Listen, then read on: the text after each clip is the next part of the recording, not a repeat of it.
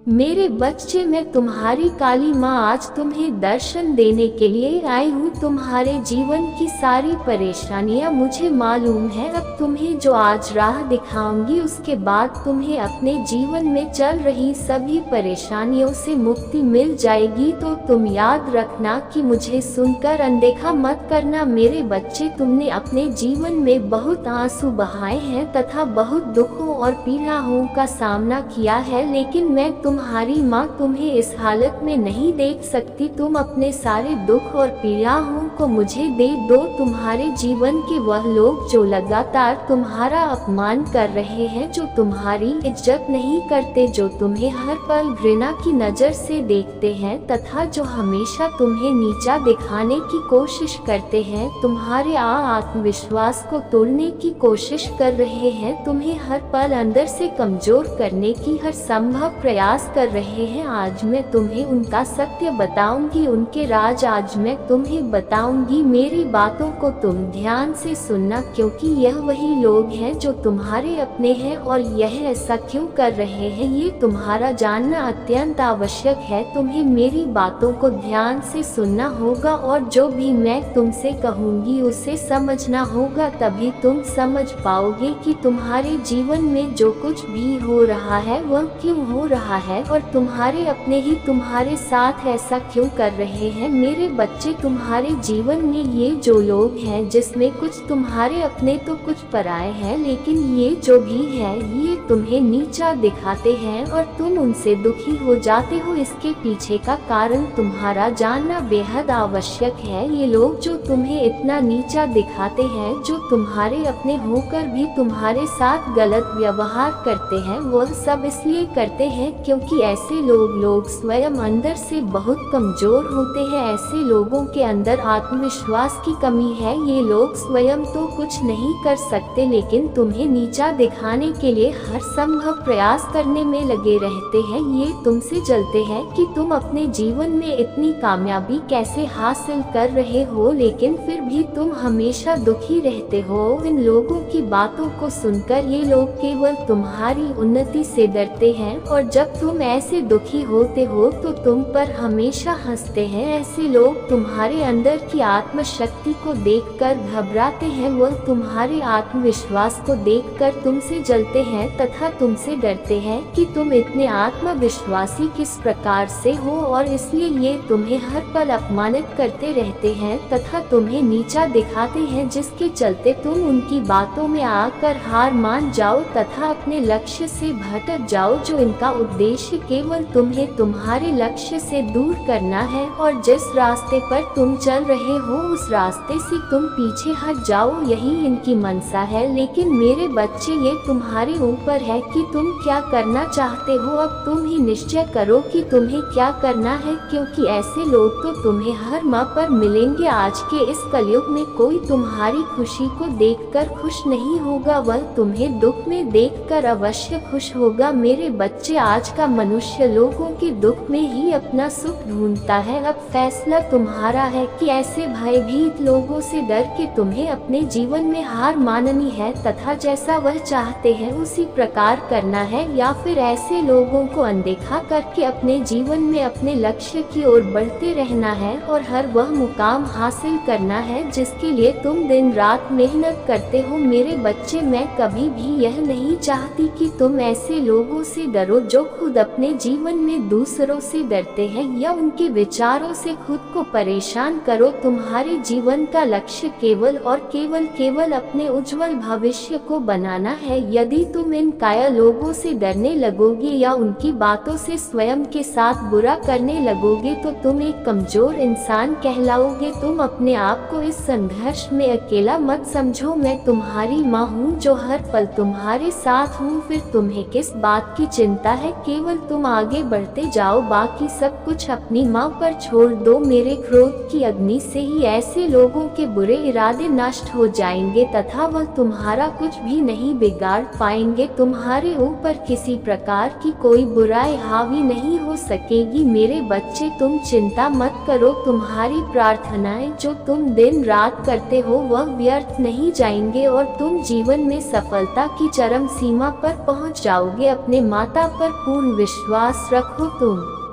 जिस राह पर चल रहे हो बस उसी राह पर चलते रहो, तुम्हें वह सब कुछ प्राप्त होगा जो तुम चाहते हो। यह मेरा वचन है। तुमने जो मार्ग चुना है वह बिल्कुल सही मार्ग चुना है। तुम केवल आत्मविश्वास के साथ इस मार्ग पर आगे बढ़ते रहो और अपने हर एक सपने को पूर्ण करो जो तुमने अपने परिवार और अपने लिए देखे हैं। मैं भी तुम्हारे साथ रहूंगी हर किसी परिस्थिति में, हर किसी मोड़ पर। केवल तुम मेरा ध्यान करते रहना और अपनी माँ को हमेशा अपने हृदय में रखना। मैं तो काली माँ हूँ, मेरा काम तो बुराई का नाश करना है। फिर तुम ये कैसे सोच सकते हो कि तुम्हारे जीवन में जो बुराइयां हैं वह खत्म नहीं होंगी। बस अपनी माँ को एक बार सच्चे दिल से याद करो, तुम्हारे जीवन की सारी बुराइयां पल भर में ही खत्म हो जाएंगी। मेरे क्रोध के आगे किसी प्रकार का छल कपट दोष विश्वासघात कुछ भी अपना प्रभाव नहीं दिखा सकते। मेरे बच्चे, मैं काली माँ तुम्हें एक बात बताने के लिए आज इस धरती लोक पर आने के लिए विवश हो चुकी हूँ। मैं तुमसे कुछ बात जानना चाहती हूँ जिसके लिए तुम्हें आज मेरे संदेश को अंत तक सुनना होगा, क्योंकि यह तुम्हारे जीवन से जुड़ा है और यदि तुमने मेरे संदेश को नहीं सुना तो तुम्हारे जीवन का कल्याण नहीं हो पाएगा। इसलिए आज मुझे अवश्य सुनना। तुमने मुझे जीवन में कई बार अनदेखा किया है, लेकिन आज मैं नहीं चाहती कि तुम मुझे अनदेखा करो। इसलिए तुम्हारी सारी परेशानियों का समाधान आज मेरे पास है। बस तुम्हें मुझे कुछ समय देना है। यदि तुम मुझसे प्रेम करते हो तो तुम मुझे अपना आज समय दोगे। तुम्हारे समय से मैं तुम्हारे जीवन की सारी परेशानियों को समाप्त कर दूंगी। तुम मेरे उन सबसे प्रिय भक्तों में से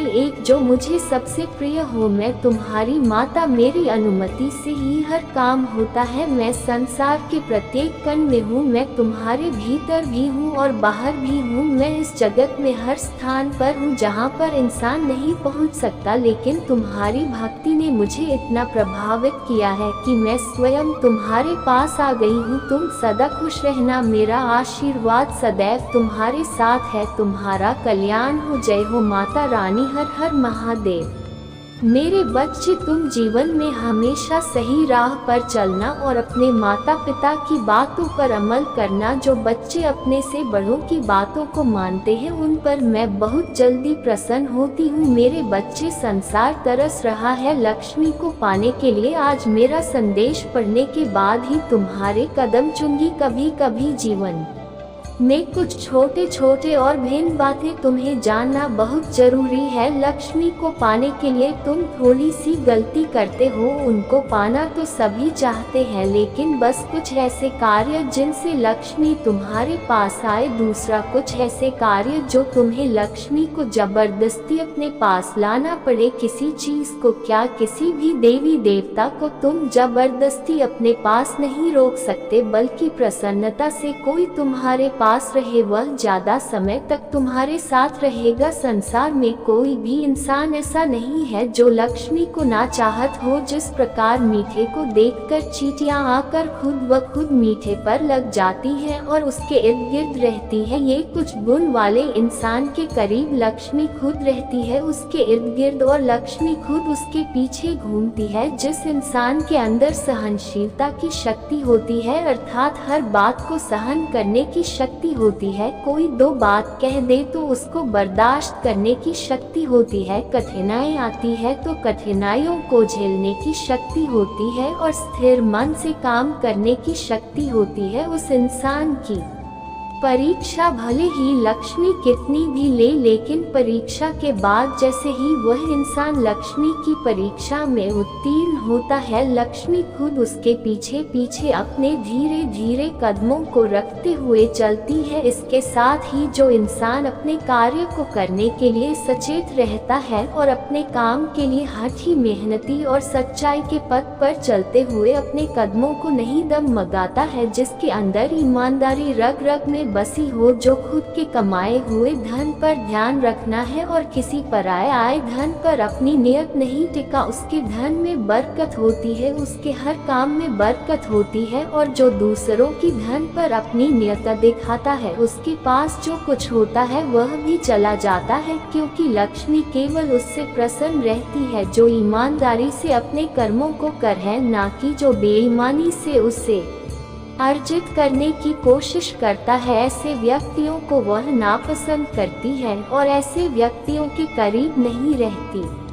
और जो ऐसा व्यक्ति जबरदस्ती लक्ष्मी को अपने पास इकट्ठा करके रखना चाहता है, वह रुकती तो है, क्योंकि जिस प्रकार धन को अर्जित करने के कई सारे रास्ते होते हैं, इसी प्रकार धन खर्च करने के कई रास्ते होते हैं। इसलिए मेरे बच्चे, तुम लक्ष्मी के पीछे दौड़ मत लगाओ, तुम उन कर्मों के पीछे दौड़ लगाओ जिन कर्मों की प्रति आकर्षित होकर लक्ष्मी स्वयं तुम्हारे पीछे दौड़ी चली आएंगी, क्योंकि कर्म ही वह शक्ति है जो इंसान को भी अपनी ओर आकर्षित करती है और ईश्वर को भी आपकी ओर आकर्षित करती है। जिस प्रकार आप अच्छे कार्य करते हैं तो सभी को अच्छे लगते हैं, माता पिता के आज्ञाकारी रहते हैं, माता पिता को अच्छे लगते, मित्रों के साथ अच्छे प्रकार से नम्र स्वभाव के साथ रहते हैं, तो तुम अपने मित्रों को अच्छे लगते हो। अपने किसी भी रिश्ते में तुम झांक कर देख लो, जिस रिश्ते में तुम कर्मों के बंधन से बंधे हुए हो, वहाँ पर तुम कर्म कर रहे हो अच्छे से, रिश्ता बहुत गहरा और मीठ रहता है। जैसे ही कर्म करना बंद कर देते हो, वहाँ रिश्ता फीका पड़ता है और कमजोर हो जाता है। इसलिए मेरी बताई हुई बातों को ध्यान रखना, क्योंकि यदि तुम जीवन भर लक्ष्मी के पीछे दौड़ लगाते रहे तो मेरे बच्चे, लक्ष्मी तुम्हारे पास आएंगी और कुछ नहीं तुम्हारे हाथों में आकर चली जाएगी। अगर तुम चाहते हो कि इसके रूप से लक्ष्य तुम्हारे घर में और तुम्हारे जीवन में वास करे, तो तुम बताए हुए कार्य को करना प्रारंभ करो, लक्ष्मी खुद दौड़ी चली आएगी। मेरे बच्चे, मेरा आशीर्वाद सदैव तुम्हारे साथ है। मेरा आशीर्वाद प्राप्त करने के लिए 1111 लिखकर मुझे अपनी स्वीकृति प्रदान करा देना और अपनी माता का अगला संदेश प्राप्त करने के लिए अपनी माता के इस संदेश को लाइक करके चैनल को सब्सक्राइब अवश्य कर लेना, ताकि आने वाला आपकी माता का संदेश आपको प्राप्त हो सके। जय माता दी। हर हर मैं तुम्हारे साथ हूँ, सदा सुखी रहो। मेरा आशीर्वाद सदैव तुम्हारे साथ है, तुम्हारा कल्याण होगा। जय हो माता रानी। हर हर महादेव।